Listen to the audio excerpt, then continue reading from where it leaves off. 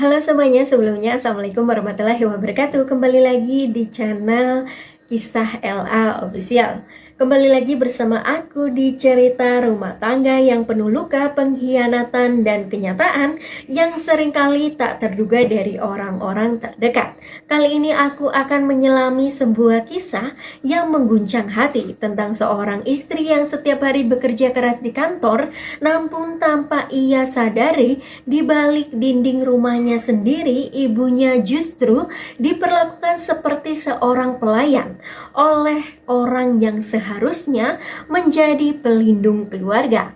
Sampai akhirnya sebuah kebenaran pahit terbongkar dan keputusan besar pun harus diambil yang mengubah seluruh arah kehidupan mereka.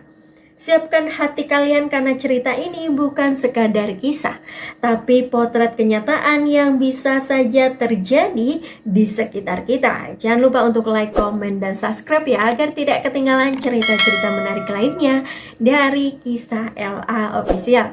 Yuk kita mulai ceritanya.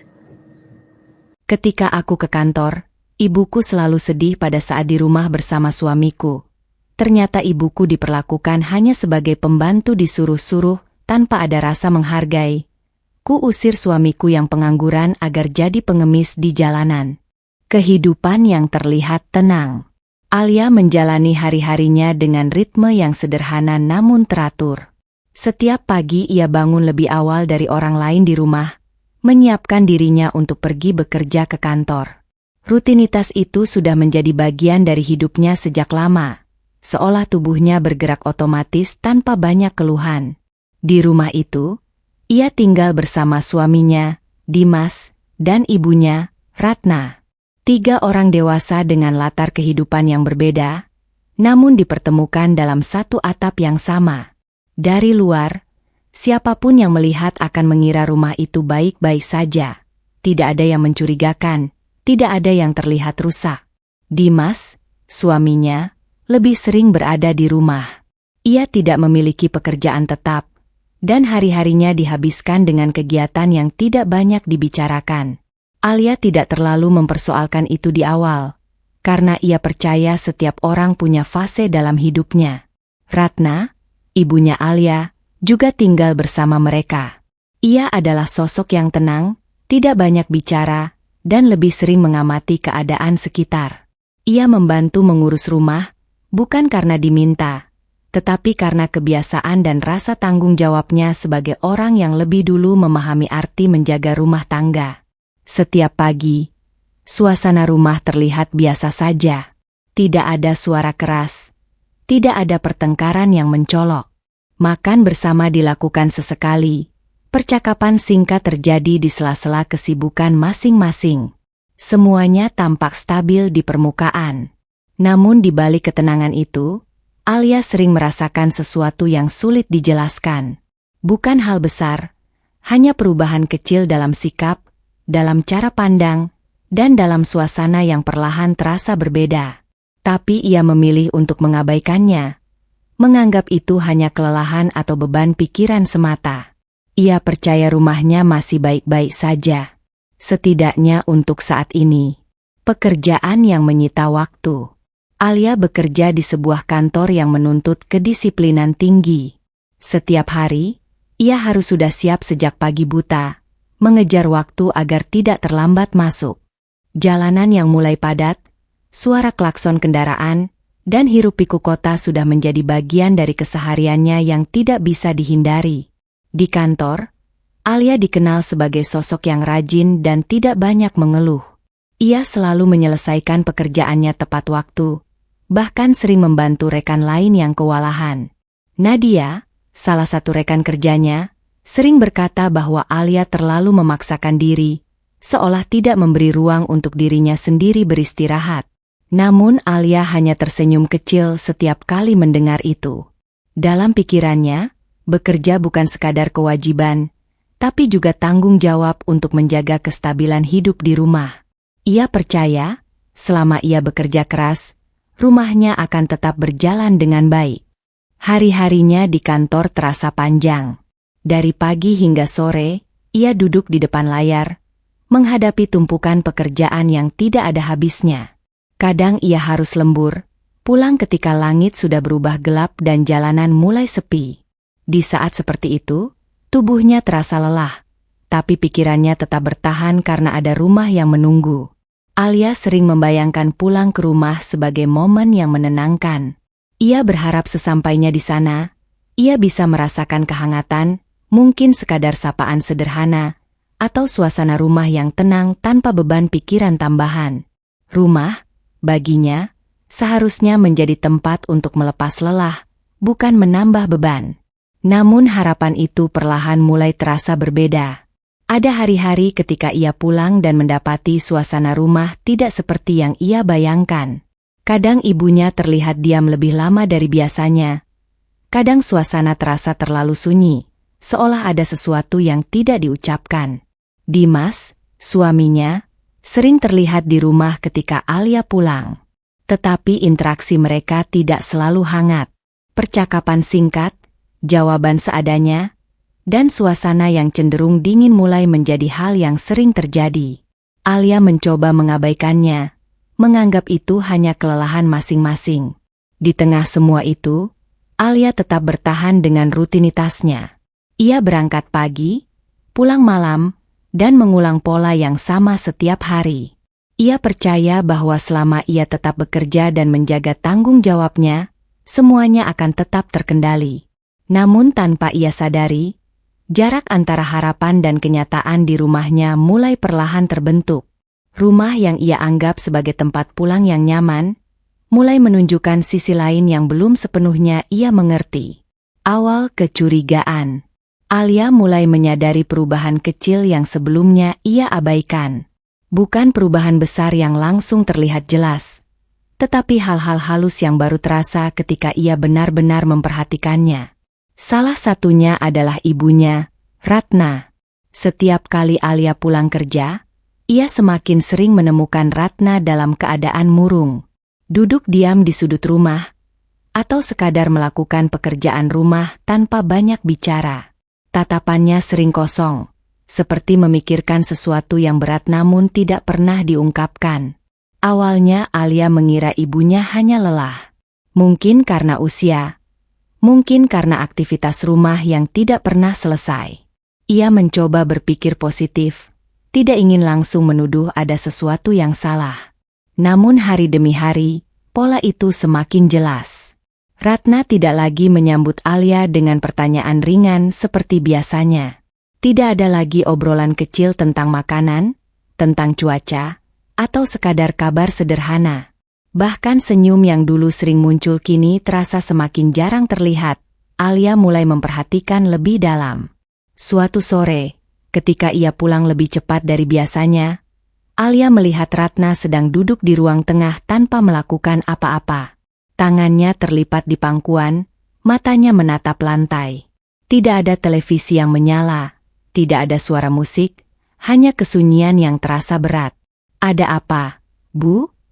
tanya Alia pelan sambil meletakkan tasnya. Ratna tersentak kecil, seperti baru sadar ada seseorang di dekatnya. Ia menggeleng pelan dan tersenyum tipis, tapi senyum itu tidak sampai ke matanya. "Tidak apa-apa, hanya capek saja," jawabnya singkat. Jawaban itu terdengar biasa, tetapi bagi Alia ada sesuatu yang terasa janggal. Bukan pada kata-katanya, melainkan pada cara ia mengucapkannya. Alia mulai duduk di dekat ibunya, mencoba mengamati lebih jauh. Ia melihat tangan Ratna sedikit gemetar saat merapikan lipatan kain di pangkuannya. Gerakan kecil, tapi cukup membuat Alia semakin penasaran. Di sisi lain, Dimas terlihat seperti tidak menyadari perubahan itu. Ia tetap menjalani hari-harinya di rumah dengan sikap yang sama seperti biasa. Kadang berada di ruang tamu, kadang di kamar, tanpa banyak interaksi dengan Ratna maupun Alia. Namun justru dari ketidakterlibatan itulah Alia mulai merasakan sesuatu yang tidak beres. Malam harinya, Alia tidak bisa langsung tidur. Pikiran tentang ibunya terus berputar di kepalanya. Ia mulai mengingat kembali beberapa kejadian kecil yang dulu tidak terlalu ia perhatikan. Cara Ratna menunduk lebih cepat ketika Dimas ada di dekatnya. atau cara suasana rumah sedikit berubah ketika hanya mereka bertiga berada di dalam ruangan yang sama. Alia mencoba meyakinkan dirinya bahwa itu hanya perasaan berlebihan. Namun semakin ia menenangkan diri, semakin kuat pula rasa curiga itu tumbuh. Ada sesuatu yang terjadi di rumah ini. Sesuatu yang belum ia ketahui sepenuhnya. Dimas di rumah. Dimas semakin sering berada di rumah tanpa aktivitas yang benar-benar jelas. Hari-harinya seperti mengalir tanpa arah, dimulai dari bangun siang, lalu duduk di ruang tamu, dan berakhir dengan kebiasaan yang itu-itu saja. Tidak ada rutinitas kerja, tidak ada jadwal pasti, hanya waktu yang terus berjalan tanpa tujuan yang terlihat. Awalnya Alia mencoba tidak mempermasalahkan hal itu. Ia menganggap Dimas sedang dalam masa sulit, mungkin sedang mencari arah baru dalam hidupnya. Namun seiring waktu, keadaan itu tidak berubah, justru semakin menetap seperti pola yang sulit diputuskan. Di pagi hari, ketika Alia sudah berangkat ke kantor, Dimas masih berada di rumah. Ia tidak terburu-buru, tidak mengejar apapun. Rumah menjadi ruang yang seolah sepenuhnya menjadi miliknya sementara waktu. Ia sering duduk di ruang tamu, memegang ponsel, atau hanya menatap kosong tanpa aktivitas yang jelas. Ratna, yang berada di rumah sepanjang waktu, menjadi orang yang paling sering berinteraksi dengannya. Namun interaksi itu tidak lagi terasa hangat. Ada jarak yang tidak terlihat, tetapi bisa dirasakan dari cara mereka saling bersikap. Alia mulai memperhatikan perubahan kecil itu ketika ia pulang kerja. Dimas tidak selalu menyapa dengan antusias. Kadang hanya anggukan singkat, kadang bahkan tidak bereaksi sama sekali. Suasana rumah sering terasa berat, meskipun tidak ada suara pertengkaran yang terdengar. Yang membuat Alia semakin bingung adalah sikap Ratna yang semakin pendiam setiap kali Dimas ada di dekatnya. Ratna tidak pernah mengeluh langsung, tetapi gestur tubuhnya mulai menunjukkan ketidaknyamanan yang sulit disembunyikan.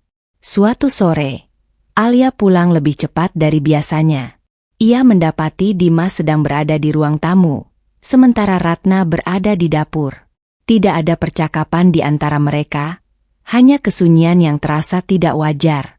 Alia mencoba membuka pembicaraan ringan. "Dimas, hari ini kamu ngapain di rumah?" tanyanya sambil melepas sepatu. Dimas menoleh sebentar, lalu menjawab singkat, "Ya biasa saja." Jawaban itu berhenti di situ, tanpa penjelasan tambahan. Tidak ada keinginan untuk melanjutkan percakapan, seolah pertanyaan Alia tidak perlu dijawab lebih jauh. Alia menatap suaminya sejenak, lalu mengalihkan pandangannya ke ibunya yang sedang berada di dapur. Ratna terlihat sibuk, tetapi gerakannya terasa lebih hati-hati dari biasanya, seperti sedang menjaga sesuatu yang tidak ingin menarik perhatian. Hari-hari berikutnya, pola itu semakin terlihat jelas. Dimas lebih banyak berada di rumah tanpa tujuan, sementara Ratna semakin sering terlihat diam dan tidak nyaman. Alia mulai merasakan ada sesuatu yang tidak seimbang di rumahnya. Namun ia belum bisa memastikan apa yang sebenarnya terjadi. Yang ia tahu hanyalah satu hal. Rumah yang dulu terasa sederhana kini mulai dipenuhi tanda-tanda yang sulit ia abaikan. Suasana yang berubah. Rumah itu perlahan berubah tanpa Alia benar-benar menyadari kapan tepatnya semuanya mulai berbeda. Yang ia tahu, rumah yang dulu terasa ringan kini mulai terasa seperti ruang yang dipenuhi sesuatu yang tidak terlihat. Dingin, sunyi, dan menekan tanpa alasan yang jelas. Alia masih menjalani rutinitasnya seperti biasa. Pagi berangkat ke kantor, sore atau malam pulang dengan tubuh lelah. Tapi yang berbeda adalah perasaan ketika ia membuka pintu rumah. Tidak ada lagi rasa lega seperti dulu. Yang ada hanya langkah kaki yang terasa berat sebelum benar-benar masuk ke dalam. Ratna menjadi sosok yang paling berubah di mata Alia. Ibunya kini jarang tersenyum. Bahkan ketika Alia mencoba mengajaknya berbicara ringan, jawaban Ratna selalu singkat dan datar. Tidak ada lagi percakapan panjang seperti dulu. Tidak ada cerita kecil yang biasanya membuat suasana rumah terasa hidup. Alia sering memperhatikan ibunya dari kejauhan. Ratna lebih sering diam, duduk sendiri, atau melakukan pekerjaan rumah dengan gerakan yang pelan. Tatapannya tidak lagi sehangat dulu, seperti ada sesuatu yang dipendam terlalu lama tanpa bisa dikeluarkan. Dimas masih tetap berada di rumah seperti biasanya. Namun keberadaannya tidak membuat suasana menjadi lebih baik. Justru, setiap kali ia ada di ruangan yang sama dengan Ratna, Alia merasakan perubahan suasana yang sulit dijelaskan. Ruangan terasa lebih kaku, percakapan menjadi lebih singkat, dan kehangatan yang dulu ada perlahan menghilang. Alia mulai mencoba menghidupkan kembali suasana rumah. Ia sesekali membawa makanan kecil, mencoba berbicara lebih lama di meja makan, atau sekadar mengajak keduanya duduk bersama. Tapi usaha itu sering berakhir dengan keheningan yang tidak nyaman. Suatu malam, Alia duduk di ruang tengah bersama Ratna. Tidak ada televisi menyala, hanya lampu redup dan suara jam dinding yang terdengar jelas. "Bu, kenapa akhir-akhir ini ibu jadi pendiam?" tanya Alia pelan. Ratna terdiam lama sebelum menjawab. "Tidak apa-apa, Alia. Mungkin ibu hanya lelah." Jawaban itu sama seperti sebelumnya, tapi kali ini terdengar lebih berat. Seperti ada beban yang disembunyikan di balik kalimat sederhana itu. Alia tidak langsung menanggapi. Ia hanya menatap wajah ibunya yang kini terlihat lebih lelah dari biasanya. Senyum yang dulu mudah muncul kini seolah menghilang sepenuhnya. Di luar rumah, kehidupan tetap berjalan seperti biasa. Tetangga tidak melihat perubahan apapun. Dari luar, rumah itu masih tampak normal. Masih terlihat seperti keluarga yang tidak memiliki masalah berarti. Namun di dalamnya, sesuatu mulai retak perlahan. Alia belum tahu apa yang sebenarnya terjadi. Tetapi satu hal mulai ia sadari dengan jelas. Rumah ini tidak lagi sama seperti dulu. Cerita dari Nadia. Nadia mulai menyadari perubahan pada Alia bukan dari satu kejadian besar, tetapi dari hal-hal kecil yang terus berulang setiap hari di kantor. Alia yang biasanya datang dengan energi stabil kini terlihat lebih sering diam. Tatapannya sering kosong saat menatap layar komputer, dan gerakannya tidak lagi secepat dulu. Bahkan ketika pekerjaan sedang tidak terlalu padat, Alia tetap tampak seperti sedang memikirkan sesuatu yang jauh lebih berat daripada tugas kantor. Awalnya Nadia mengira Alia hanya kelelahan biasa. Pekerjaan memang sedang menumpuk beberapa minggu terakhir, dan banyak rekan kantor yang juga terlihat kewalahan. Tapi pada Alia, ada sesuatu yang berbeda. Bukan hanya lelah fisik, tetapi lelah yang lebih dalam, seperti seseorang yang menahan banyak hal sendirian terlalu lama. Suatu siang, saat jam istirahat, Nadia mendekati meja Alia. Ia membawa minuman sederhana dan duduk di kursi sebelahnya tanpa banyak basa-basi. "Alia, kamu akhir-akhir ini kelihatan capek banget," ucap Nadia pelan. Alia menoleh sebentar, lalu tersenyum kecil. Senyum itu ada, tapi tidak terasa hidup. "Biasa saja kok," jawabnya singkat. Jawaban itu terdengar seperti kalimat yang sudah terlalu sering diucapkan, bahkan mungkin untuk menutupi sesuatu. Nadia tidak langsung menekan lebih jauh. Ia sudah cukup lama mengenal Alia untuk tahu bahwa temannya itu bukan tipe orang yang mudah membuka masalah pribadi. Tapi kali ini, ada sesuatu yang membuat Nadia merasa perlu lebih memperhatikan. Beberapa hari kemudian, Nadia mulai memperhatikan hal lain. Alia sering terlambat masuk ke ruang istirahat, sering menatap kosong saat tidak ada pekerjaan mendesak, dan kadang terlihat memegang ponsel lama tanpa benar-benar menggunakannya. Di satu kesempatan, Nadia mencoba kembali membuka percakapan. "Alia, kalau ada apa-apa di rumah, kamu nggak harus dipendam sendiri," katanya hati-hati. Alia terdiam beberapa detik. Matanya sedikit berubah, seperti ada konflik di dalam pikirannya sendiri. Namun akhirnya ia hanya menggeleng pelan. "Nggak ada apa-apa, Nat, cuma capek aja." Namun bagi Nadia, jawaban itu justru semakin memperjelas sesuatu. Orang yang benar-benar baik-baik saja tidak akan terlihat seperti itu setiap hari. Sore itu, saat kantor mulai sepi, Nadia melihat Alia duduk sendirian lebih lama dari biasanya. Ia tidak langsung pulang seperti rekan lain. Tangannya memegang tas, tapi pikirannya seperti tidak berada di ruangan yang sama. Nadia tidak memaksa bicara lagi. Ia hanya memperhatikan dari kejauhan, menyadari bahwa Alia sedang berada di titik di mana lelah bukan lagi sekadar fisik, tetapi sudah menjadi beban emosional yang perlahan menggerus dirinya. Dan di saat itu, Nadia mulai yakin, apapun yang sedang terjadi di rumah Alia, dampaknya sudah mulai terbawa sampai ke kehidupannya di luar rumah. Ratna yang tertekan. Ratna semakin sulit untuk dibaca oleh Alia. Sosok yang dulu hangat, tenang, dan mudah diajak berbicara kini berubah menjadi seseorang yang lebih banyak menyimpan diam daripada kata-kata. Bukan hanya pendiam, tetapi seperti sedang menahan sesuatu yang terus menekan dari dalam dirinya sendiri. Alia mulai memperhatikan hal itu di sela-sela kesibukannya. Setiap kali ia pulang kerja, Ratna sering terlihat sudah lebih dulu menyelesaikan pekerjaan rumah. Namun bukan itu yang membuat Alia merasa ada yang aneh, melainkan ekspresi wajah ibunya setelah semua pekerjaan itu selesai. Bukan lega, tetapi justru semakin berat. Ratna sering duduk sendiri di sudut rumah setelah Dimas tidak terlihat di sekitarnya. Tangannya kadang saling menggenggam erat, seolah sedang menahan gemetar yang tidak ingin terlihat oleh siapapun. Ketika Alia mencoba mendekat, Ratna selalu lebih dulu mengalihkan pembicaraan.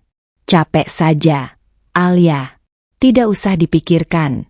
Begitu jawabannya setiap kali ditanya. Jawaban itu selalu sama. Terlalu sama. Alia mulai merasa ada dinding yang tidak terlihat di antara dirinya dan ibunya. Bukan karena tidak ada kedekatan, tetapi karena Ratna seolah sengaja menjaga jarak dari pertanyaan apapun yang bisa membuka isi pikirannya. Suatu malam, Alia pulang lebih larut dari biasanya. Ia mendapati rumah dalam keadaan sunyi. Dimas tidak terlihat di ruang tamu, dan Ratna duduk sendirian di dapur, menatap gelas air yang sudah lama tidak disentuh. Alia berjalan perlahan mendekat. "Bu, kenapa akhir-akhir ini ibu seperti menyembunyikan sesuatu?" tanya Alia pelan. Ratna terdiam. Tangannya sedikit bergetar, tapi ia berusaha menenangkan diri. Ia tidak langsung menjawab, seolah sedang memilih kata-kata yang paling aman untuk diucapkan. "Alia, ibu tidak menyembunyikan apa-apa," jawabnya akhirnya, tapi suaranya terdengar tidak meyakinkan. Alia tidak langsung membantah. Ia hanya duduk di seberang ibunya, memperhatikan wajah yang dulu ia kenal dengan sangat baik. Ada kelelahan yang tidak biasa di sana, bukan hanya dari fisik, tetapi dari batin yang terlalu lama dipaksa diam. Di sela keheningan itu, Ratna sempat membuka mulut seperti ingin mengatakan sesuatu. Namun sebelum kata-kata itu keluar, ia berhenti lagi. Seperti ada sesuatu yang menahan dirinya sendiri. Alia melihat itu jelas. Namun ia juga melihat satu hal lain. Ketakutan kecil yang tidak bisa disembunyikan dari sorot mata ibunya setiap kali nama atau keberadaan Dimas tidak jauh dari percakapan. Sejak saat itu, Alia mulai memahami bahwa ibunya bukan tidak mau bercerita. Ratna hanya sedang menahan sesuatu. Sendirian. Ketegangan di rumah. Alia mulai merasakan sesuatu yang tidak bisa ia jelaskan dengan logika, tetapi cukup kuat untuk membuatnya gelisah setiap kali meninggalkan rumah. Awalnya hanya berupa firasat kecil. Namun lama-kelamaan, perasaan itu berubah menjadi pola yang berulang. Setiap kali Alia berangkat ke kantor, suasana rumah terlihat normal. Tidak ada tanda-tanda mencurigakan, tidak ada percakapan yang aneh, semuanya tampak seperti hari-hari biasa. Tetapi ketika ia pulang lebih cepat atau tanpa pemberitahuan, ia mulai menangkap hal-hal yang berbeda. Suatu hari, Alia membuka pintu rumah dengan lebih pelan dari biasanya karena pulang lebih awal. Dari dalam, ia mendengar suara pelan yang tidak langsung bisa dikenali. Bukan suara keras, bukan pula pertengkaran terbuka, tetapi nada bicara yang tegang, seperti seseorang sedang menahan emosi. Alia berhenti sejenak di depan pintu ruang tengah. Suara itu datang dari dalam rumah, tetapi begitu ia melangkah lebih dekat, suara tersebut langsung meredup, seperti percakapan yang sengaja dihentikan.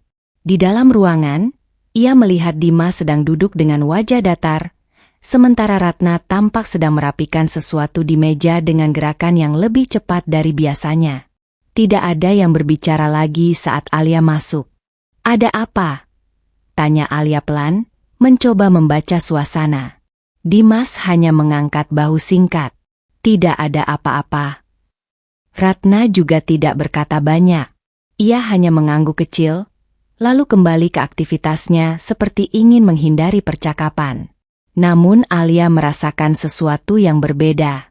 Ada ketegangan yang masih tertinggal di udara, seperti percakapan yang baru saja diputus di tengah jalan. Sejak hari itu, Alia mulai memperhatikan lebih sering. Dan ia mulai menemukan pola yang tidak nyaman. Setiap kali ia benar-benar pergi bekerja dan meninggalkan rumah dalam waktu lama, suasana di rumah tampaknya berubah. Ratna terlihat lebih tertutup ketika Alia kembali. Dimas juga semakin sering diam atau menghindari kontak mata dalam percakapan singkat.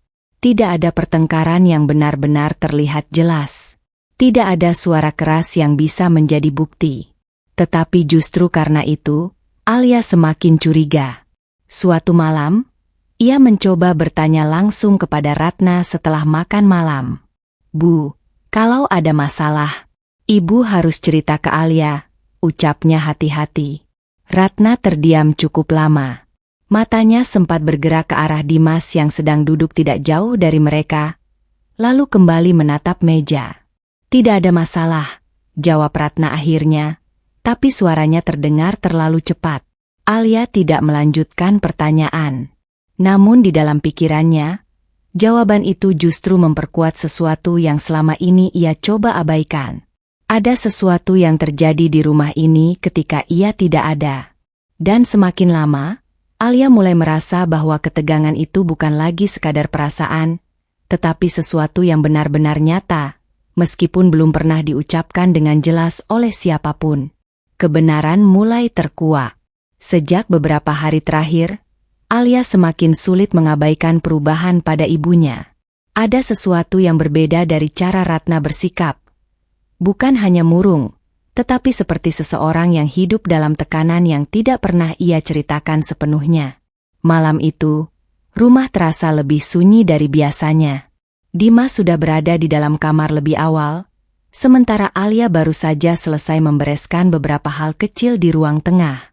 Ratna masih duduk di dekat meja dapur, memegang gelas air yang sudah lama tidak diminum. Alia duduk perlahan di seberang ibunya. Tidak langsung bertanya.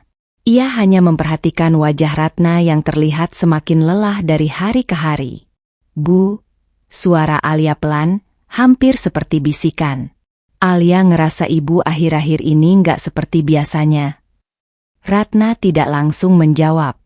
Tangannya sedikit gemetar, lalu ia menunduk. Keheningan itu terasa lebih panjang dari biasanya, seolah setiap detik ada sesuatu yang sedang ia lawan di dalam dirinya sendiri. Alia menunggu, tidak mendesak. Namun malam itu berbeda. Ratna akhirnya mengangkat wajahnya. Dan untuk pertama kalinya Alia melihat sesuatu yang tidak ia harapkan, keraguan yang bercampur dengan rasa takut yang sangat jelas. "Alia," suara Ratna pelan dan berat. Ia berhenti sejenak, seperti takut melanjutkan kalimatnya sendiri. "Kalau ibu diam, bukan berarti tidak ada apa-apa." Alia langsung menegang. Ratna menggenggam ujung kain di tangannya lebih erat. "Kadang, ibu cuma tidak tahu harus cerita ke siapa." Kalimat itu membuat Alia semakin yakin ada sesuatu yang disembunyikan. Ia mencondongkan tubuhnya sedikit ke depan. "Cerita sama Alia saja, Bu, apapun itu." Ratna terdiam lama lagi. Matanya sempat melirik ke arah lorong kamar, memastikan sesuatu. Lalu ia kembali menatap Alia dengan ekspresi yang lebih berat. Kalau Dimas sedang marah, Ratna berhenti lagi. Suaranya nyaris tidak stabil. "Ibu cuma diam saja." Alia langsung menangkap kata marah Itu. Dan untuk pertama kalinya, nada suara Ratna tidak terdengar seperti alasan biasa. Ada sesuatu yang lebih dalam di baliknya. Dia pernah. Alia mencoba melanjutkan, tapi Ratna langsung menggeleng cepat. Jangan dibahas, potong Ratna pelan tapi tegas. Tangannya gemetar lebih jelas sekarang. Namun justru dari reaksi itu, Alia mulai memahami sesuatu. Bukan dari kata-kata yang diucapkan, tetapi dari ketakutan yang tidak bisa disembunyikan lagi. Ratna tidak sedang lelah biasa. Ratna sedang menahan sesuatu yang membuatnya tidak aman di rumahnya sendiri. Alia terdiam lama. Dadanya terasa sesak, bukan karena sudah tahu seluruh kebenaran, tetapi karena sebagian kebenaran itu akhirnya mulai terlihat, meskipun belum sepenuhnya diucapkan. Luka seorang ibu. Sejak percakapan malam itu, pikiran Alia tidak pernah benar-benar tenang. Kalimat-kalimat samar dari Ratna terus terulang di kepalanya, seperti potongan puzzle yang belum tersusun lengkap. Ada rasa takut yang tidak diucapkan, ada tekanan yang tidak dijelaskan, dan ada sesuatu tentang rumah yang selama ini tidak ia lihat dengan benar. Alia mulai memperhatikan lebih dalam, bukan lagi sebagai anak yang pulang kerja, tetapi sebagai seseorang yang mencoba memahami apa yang sebenarnya terjadi di dalam rumahnya sendiri. Dan perlahan, ia mulai melihat hal yang dulu tidak ia sadari. Ratna tidak lagi hanya membantu pekerjaan rumah. Ia seperti orang yang mengerjakan semuanya sendiri. Membersihkan, memasak, merapikan, bahkan hal-hal kecil yang seharusnya bisa dibagi, semuanya seolah jatuh ke tangannya. Sementara itu, Dimas lebih sering terlihat duduk atau memberi perintah singkat tanpa banyak terlibat dalam pekerjaan rumah. Nada bicaranya kadang terdengar datar, kadang tajam, dan Ratna selalu merespons dengan diam atau segera melaksanakan tanpa membantah. Alia awalnya tidak ingin langsung menyimpulkan apapun. Ia mencoba meyakinkan dirinya bahwa mungkin itu hanya kebiasaan rumah tangga, mungkin hanya pembagian peran yang tidak ia pahami sejak awal. Namun suatu siang, ketika Alia pulang lebih awal dari kantor, ia melihat sesuatu yang membuat dadanya langsung terasa sesak. Ratna sedang membersihkan lantai ruang tengah dengan cepat, sementara Dimas duduk di sofa, memegang ponsel, dan berbicara singkat seperti sedang memberi instruksi kecil. "Bersihin yang sana juga," ucap Dimas tanpa menoleh. Ratna langsung bergerak tanpa banyak kata. Alia berdiri di dekat pintu, tidak langsung masuk.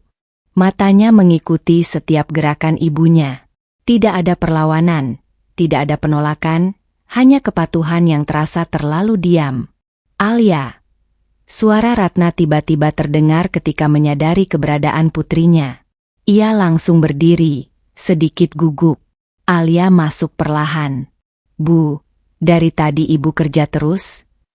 Ratna tersenyum kecil. Tapi senyum itu cepat hilang. "Tidak apa-apa. Sudah biasa." Kalimat itu terdengar sederhana, tetapi justru membuat Alia semakin tidak nyaman. Malamnya, Alia tidak bisa tidur. Ia terus memikirkan apa yang dilihatnya. Bukan hanya soal pekerjaan rumah, tetapi cara Ratna bergerak di dalam rumah ini, seperti seseorang yang tidak benar-benar memiliki ruang untuk beristirahat. Keesokan harinya, Alia mencoba berbicara langsung dengan ibunya. "Bu, Alia lihat ibu capek terus akhir-akhir ini," ucapnya pelan. Ratna terdiam lama. Tangannya berhenti di tengah pekerjaan. "Kalau ibu capek, siapa lagi yang mau kerjakan?" Jawabnya pelan, hampir seperti bisikan. Alia langsung menoleh. Kalimat itu tidak terdengar seperti keluhan biasa. Lebih seperti sesuatu yang sudah diterima terlalu lama. "Alia nggak mau ibu diperlakukan seperti ini di rumah sendiri," kata Alia mulai tegas. Ratna langsung menggeleng pelan, matanya menatap ke arah lain. "Jangan dibesar-besarkan, Alia." Tapi bagi Alia, semuanya sudah terlalu jelas untuk diabaikan. Ibunya tidak hanya lelah. Ibunya sedang menjalani hidup di dalam rumahnya sendiri seperti seseorang yang tidak punya posisi untuk menolak. Dan untuk pertama kalinya, Alia benar-benar merasa ada luka yang terlalu lama dibiarkan diam di dalam keluarganya. Amarah Alia. Sejak melihat sendiri bagaimana Ratna diperlakukan di rumah, sesuatu di dalam diri Alia mulai berubah. Bukan lagi sekadar rasa curiga atau kebingungan, tetapi perasaan yang semakin sulit dikendalikan, campuran antara kecewa, marah, dan tidak percaya pada apa yang selama ini ia biarkan terjadi. Setiap kali Alia pulang kerja, ia mulai memperhatikan hal-hal kecil dengan lebih tajam. Cara ibunya bergerak yang terlalu hati-hati, cara ibunya menjawab dengan suara rendah, dan cara suasana rumah selalu terasa menegang setiap kali Dimas ada di ruangan yang sama. Alia tidak lagi bisa menganggap itu hal biasa. Hari itu, Alia pulang lebih cepat dari biasanya. Begitu masuk rumah, ia langsung merasakan suasana yang sama sekali tidak nyaman. Ratna sedang membersihkan dapur dengan gerakan cepat, sementara Dimas duduk di ruang tengah, bersandar santai tanpa banyak bicara. Tidak ada percakapan hangat, tidak ada suasana keluarga. Hanya ketegangan yang diam-diam hidup di dalam rumah itu. Alia meletakkan tasnya dengan sedikit lebih keras dari biasanya. Ada apa sebenarnya di rumah ini? Suara Alia terdengar lebih tegas dari biasanya. Dimas menoleh perlahan, tidak menunjukkan reaksi yang berarti. Kenapa tiba-tiba kamu ngomong begitu? Alia menatapnya tajam.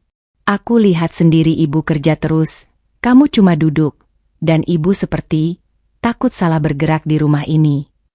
Ratna langsung menghentikan gerakannya. Wajahnya berubah tegang, seperti ingin mencegah percakapan itu berlanjut. Sudah, Alia. Suara Ratna pelan, mencoba menenangkan. Tapi Alia tidak berhenti. Kenapa ibu harus seperti itu di rumah sendiri? Lanjutnya, kali ini lebih keras. Ruangan menjadi sunyi. Dimas berdiri perlahan. Wajahnya tetap datar, tapi nada suaranya mulai berubah. Kamu terlalu berlebihan. Kalimat itu seperti pemantik. Alia langsung menatap suaminya tanpa ragu. Berlebihan? Aku yang lihat setiap hari. Aku yang pulang ke rumah ini dan lihat ibu kamu perlakukan seperti... Alia berhenti sejenak, menahan emosi yang sudah di ujung. Seperti bukan orang di rumahnya sendiri.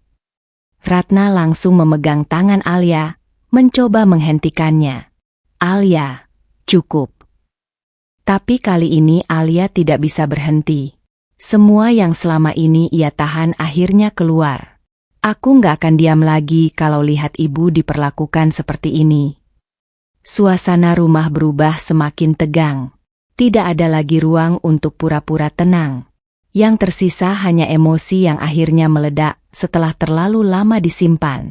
Dimas hanya diam beberapa saat, lalu berbalik tanpa banyak kata.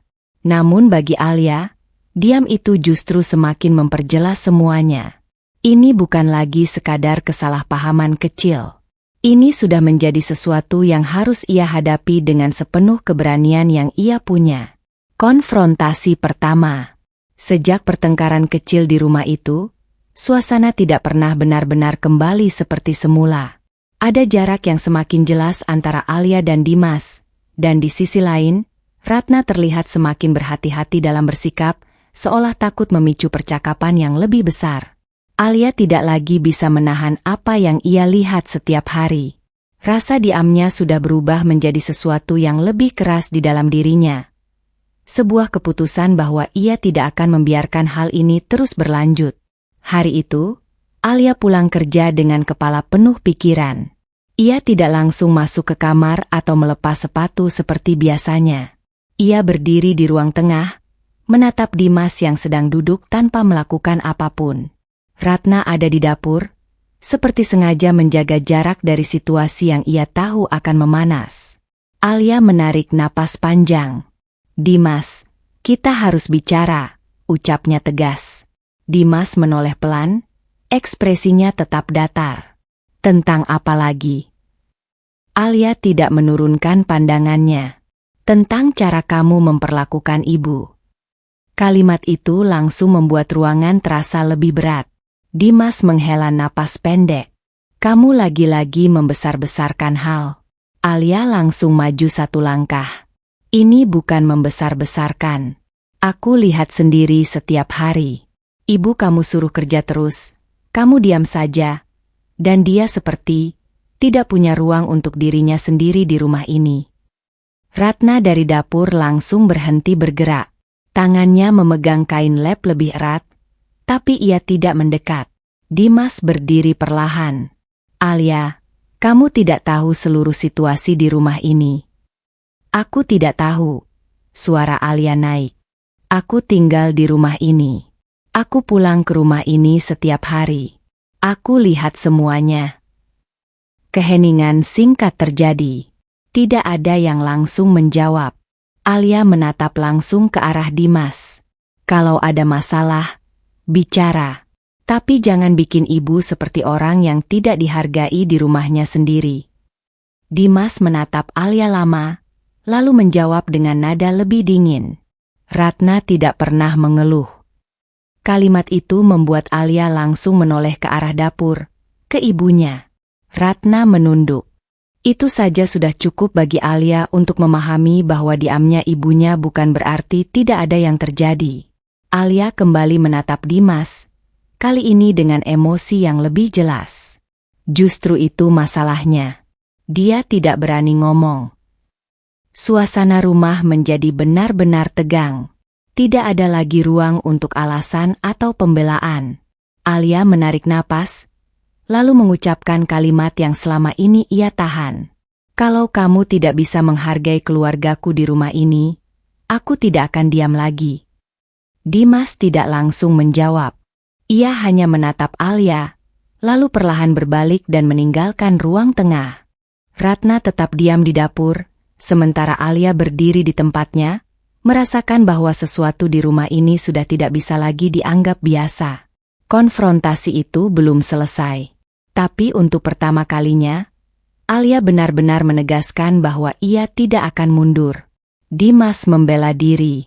Sejak konfrontasi terakhir, suasana di rumah semakin dingin. Tidak ada lagi percakapan yang benar-benar hangat, hanya interaksi singkat yang terasa dipaksakan. Alia mulai menyadari bahwa setiap kali ia mencoba membuka pembicaraan serius, Dimas selalu punya cara untuk menghindar. Hari itu, Alia sengaja menunggu Dimas di ruang tengah. Ia ingin satu hal yang jelas, penjelasan yang jujur, bukan alasan yang diputar-putar seperti sebelumnya. Ratna terlihat berada di dapur, memilih untuk tidak ikut terlibat. Ratna tampak semakin berhati-hati. Seolah setiap percakapan di rumah ini bisa berubah menjadi sesuatu yang tidak terkendali. Ketika Dimas keluar dari kamar, Alia langsung berdiri. Kita belum selesai bicara, ucap Alia tegas. Dimas berhenti sejenak, lalu menatapnya tanpa ekspresi yang jelas. Aku tidak merasa ada yang perlu dibahas lagi.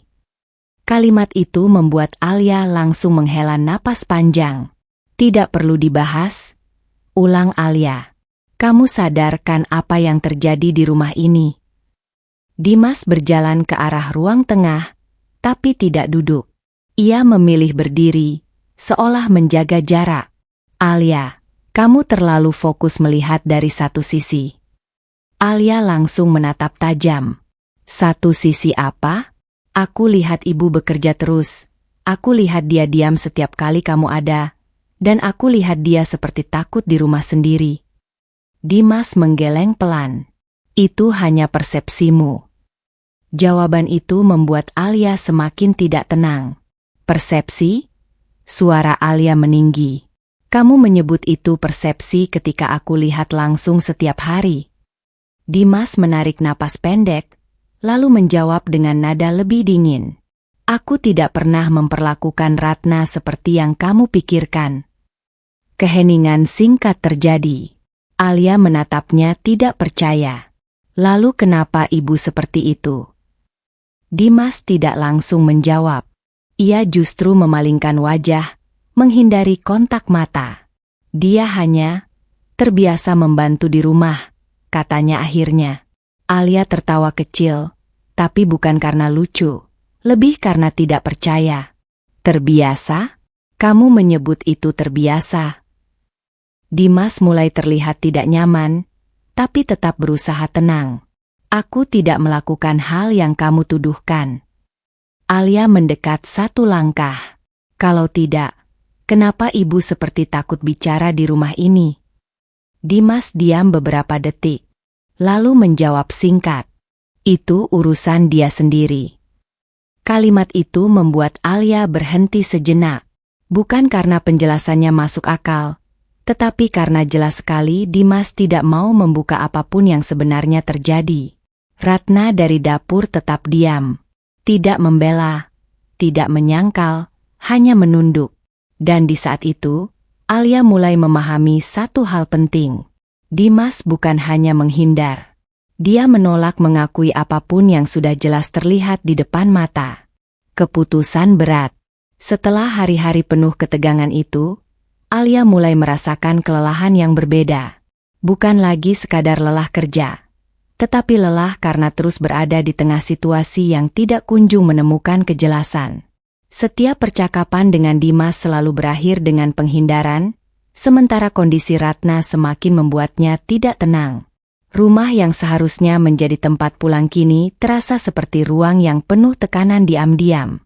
Tidak ada lagi rasa nyaman yang dulu ia harapkan setiap kali membuka pintu. Alia mulai sering duduk sendiri setelah pulang kerja. Ia tidak langsung masuk kamar atau beristirahat. Ia hanya duduk di ruang tengah, menatap sekitar, seolah mencoba memahami di titik mana semuanya mulai berubah. Di kantor, Nadia sempat memperhatikan Alia yang semakin sering terlihat melamun. "Kamu akhir-akhir ini makin diam," ucap Nadia suatu siang. Alia hanya tersenyum kecil, tapi tidak menjawab banyak. Ia tidak tahu bagaimana menjelaskan keadaan rumahnya tanpa membuat semuanya terdengar lebih rumit dari kenyataannya. Namun di dalam dirinya, keputusan itu mulai terbentuk sedikit demi sedikit. Suatu malam, setelah rumah kembali sunyi, Alia duduk di kamar sendirian.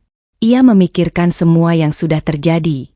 Perkataan yang tidak dijelaskan, sikap yang terus dihindari, dan ibunya yang semakin lama semakin seperti hidup dalam tekanan yang tidak terlihat jelas oleh orang lain. Alia menatap tangannya sendiri, lalu menghela napas panjang. "Kalau aku diam terus, ini nggak akan berubah," gumamnya pelan. Keesokan harinya, Alia mencoba berbicara dengan Ratna lebih lama dari biasanya. "Bu, Alia serius," ucapnya pelan.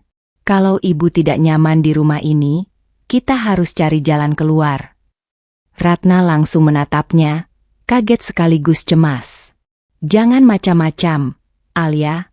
"Aku tidak macam-macam," jawab Alia tegas tapi tetap menahan emosi. "Aku cuma tidak mau lihat ibu terus seperti ini." Ratna terdiam lama. Matanya terlihat ragu, seperti ingin mengatakan sesuatu tapi takut pada konsekuensinya. Dari kejauhan, Dimas hanya mendengar percakapan itu tanpa ikut campur. Namun kehadirannya saja sudah cukup membuat suasana kembali menegang. Alia menoleh sekilas ke arah Dimas, lalu kembali menatap ibunya. "Aku harus ambil keputusan, Bu," ucap Alia akhirnya dengan suara lebih pelan. Ratna tidak menjawab, tapi dari wajahnya, Alia bisa melihat satu hal yang jelas. Ketakutan yang selama ini ia lihat bukanlah sesuatu yang baru dimulai.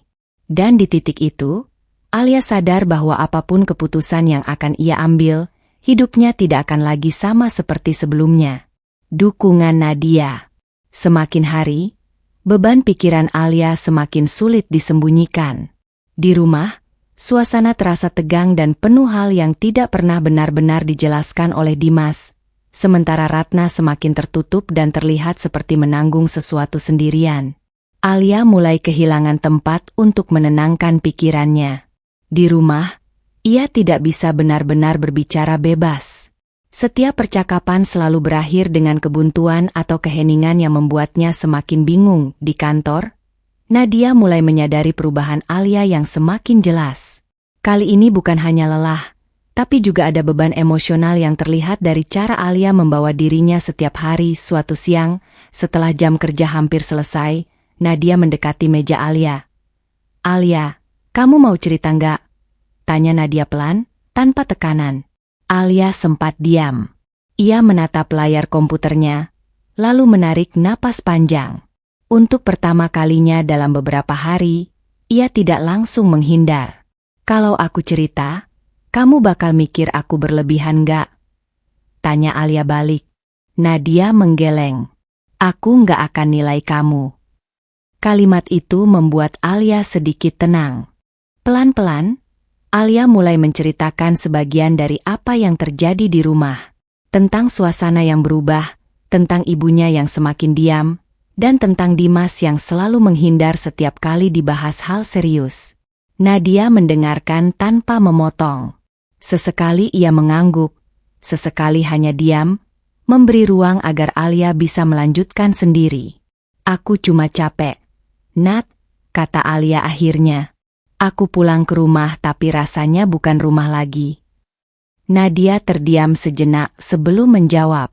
"Kalau kamu sudah sampai di titik itu, berarti memang ada sesuatu yang gak beres," ucapnya pelan. Alia menunduk.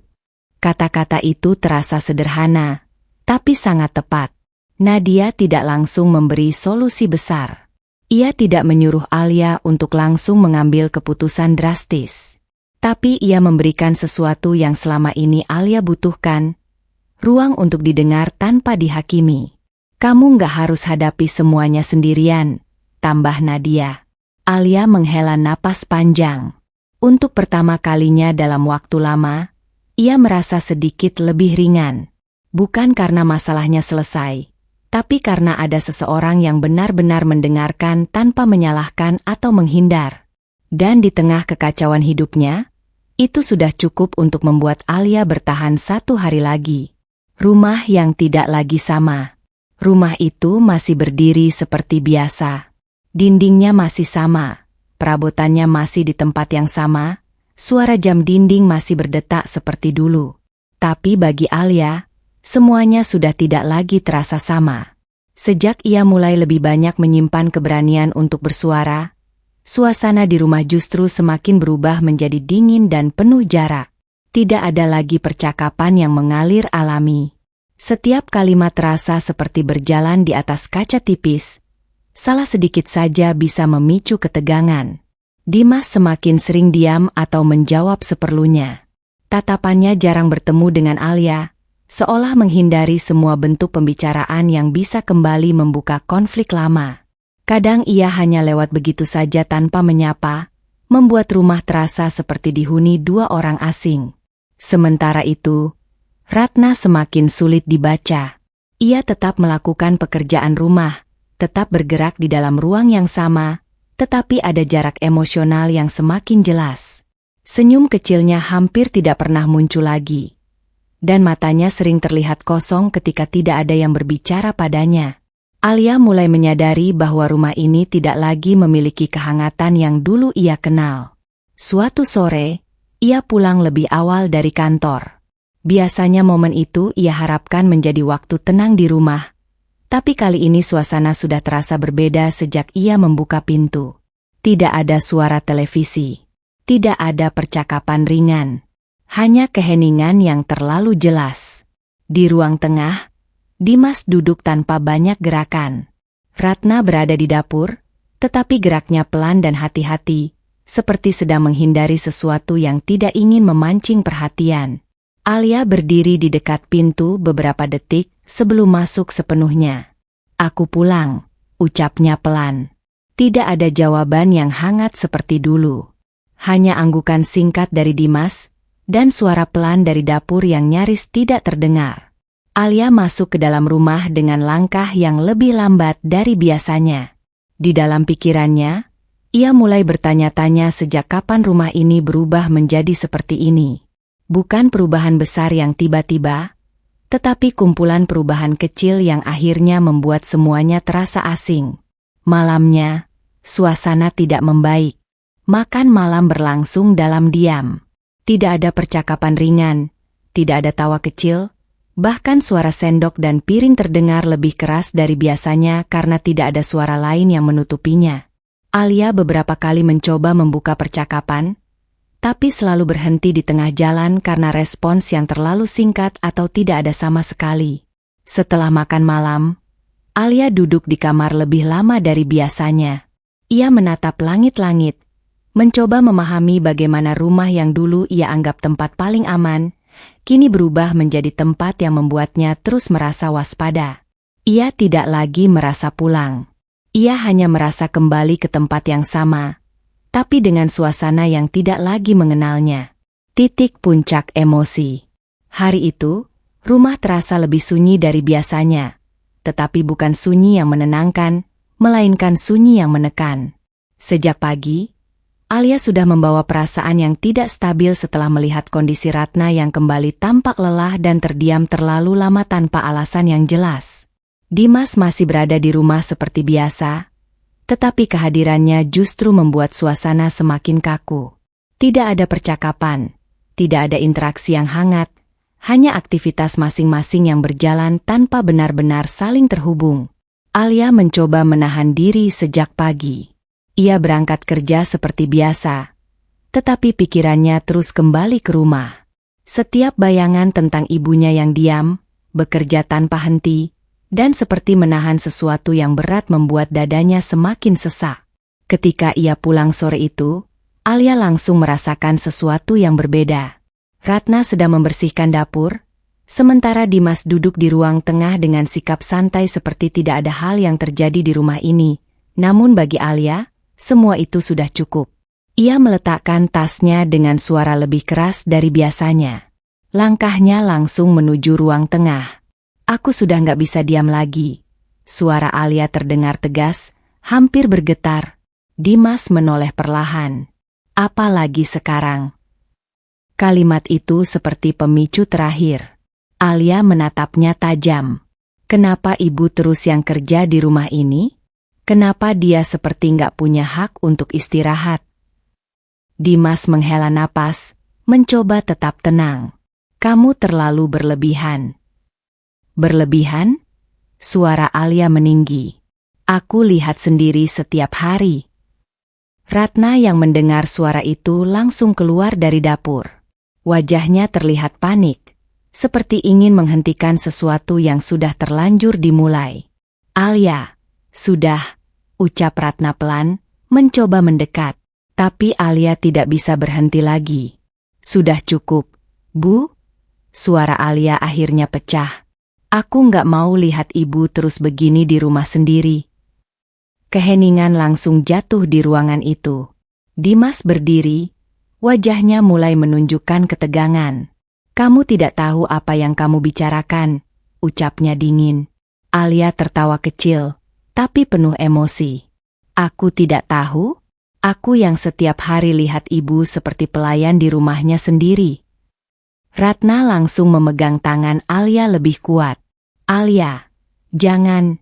Suaranya hampir berbisik, tapi penuh ketakutan, namun Alia sudah tidak bisa dikendalikan. Kenapa ibu harus diam terus? Kenapa ibu tidak pernah membela diri?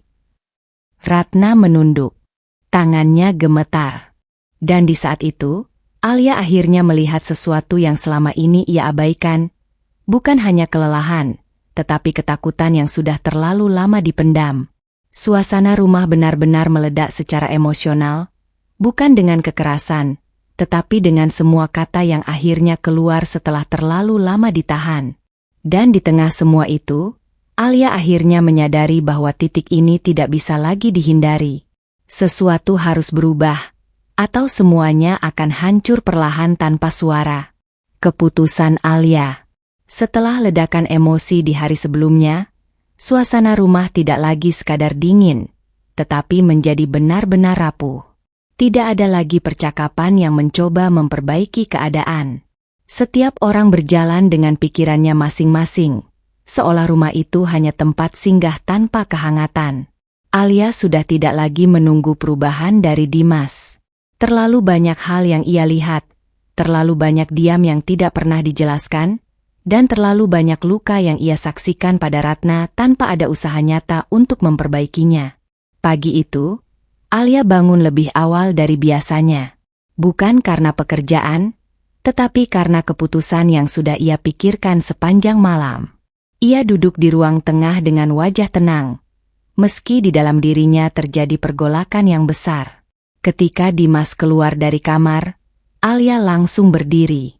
"Kita harus bicara sekarang," ucap Alia dengan suara datar tapi tegas. Dimas berhenti sejenak, lalu menghela napas. "Kalau ini tentang kemarin lagi."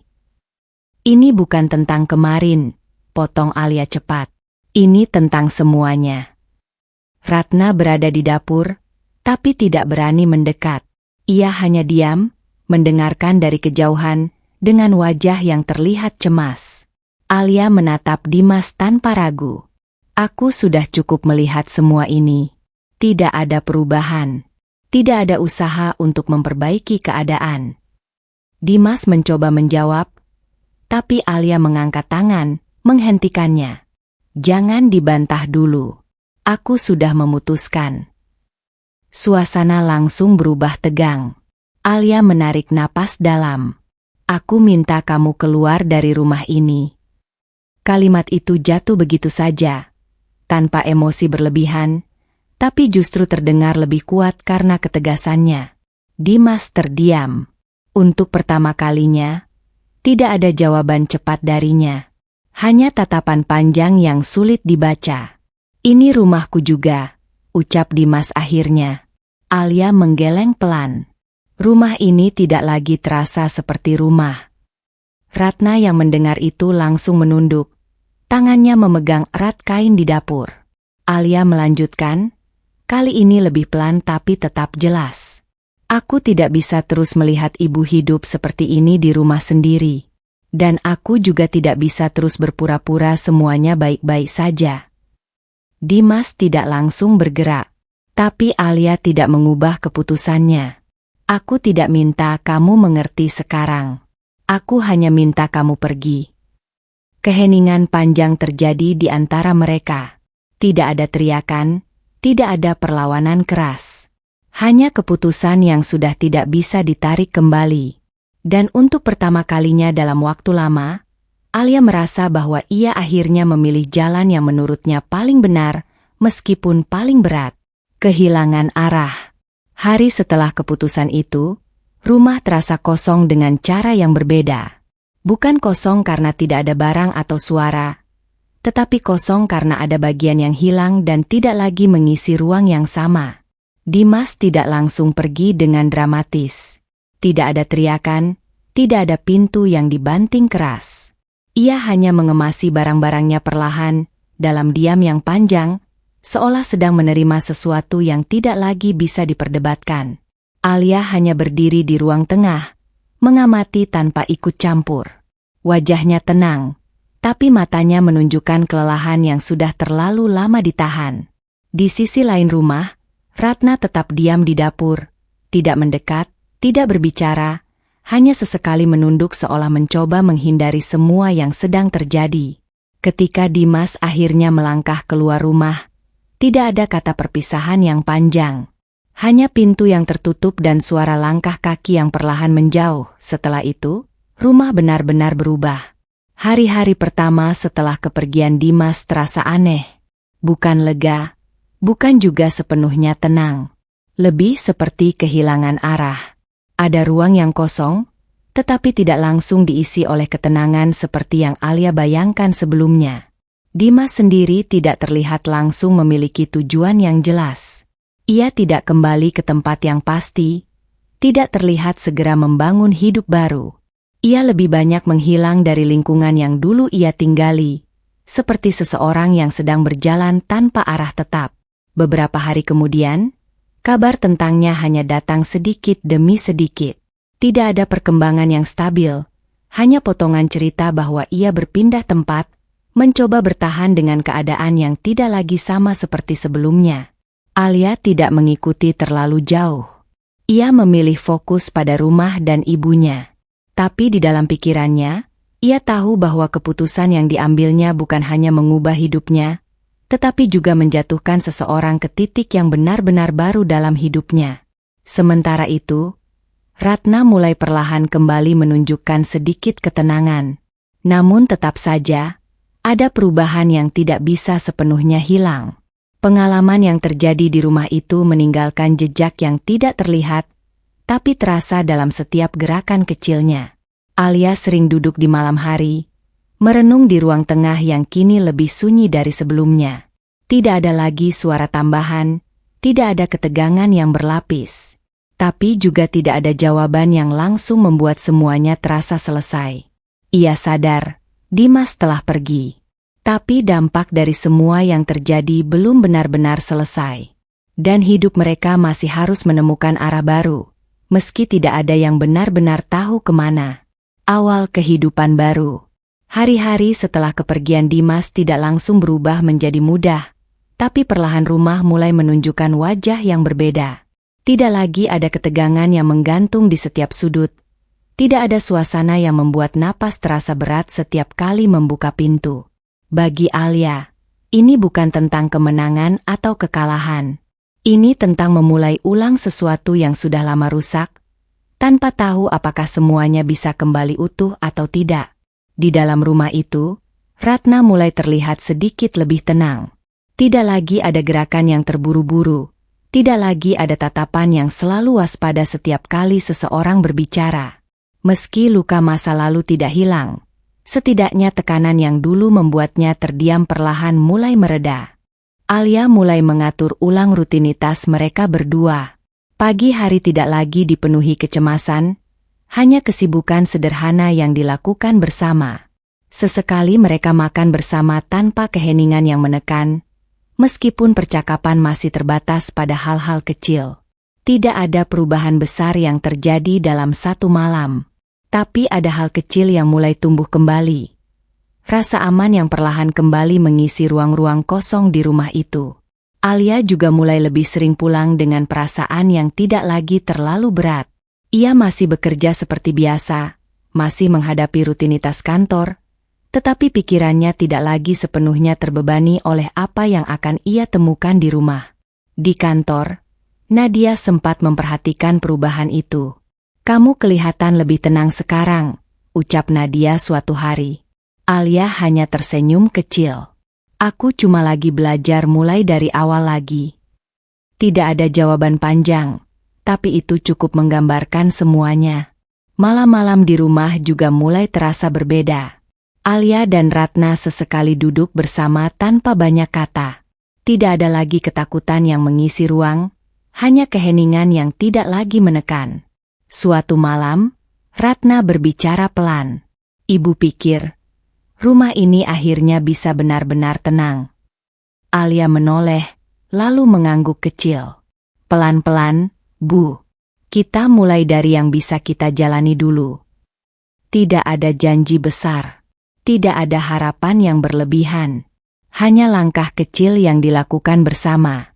Dan untuk pertama kalinya setelah semua yang terjadi, rumah itu tidak lagi terasa seperti tempat penuh tekanan, tetapi mulai berubah menjadi ruang yang perlahan belajar untuk kembali menjadi rumah.